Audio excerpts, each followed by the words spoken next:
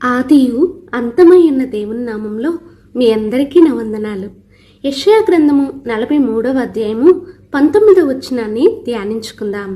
ఇదిగో నేనొక నూతన క్రియ చేయుచున్నాను, ఇప్పుడే అది మొలచును. గడిచిన కాలంలో మనకు జరిగిన సంగతులన్నిటిలో మనకు ఏవేమి గుర్తున్నాయో వాటిలో ఆత్మ సంబంధమైన సంగతులు ఎన్నో, లోక సంబంధమైన సంగతులు మరెన్నో. దేవుడైతే మన జీవితంలో శాశ్వత కాలము ఆయనతో సంతోషించే కార్యాలను ఇది మొదలుకొని మన జీవితంలో జరిగించబోతూ ఉన్నాడు. మీకు తెలుసా, మాట్లాడలేని ప్రకృతి వలన కూడా దేవుడు ప్రతి దినము కనపరచబడుతూ ఉన్నాడు.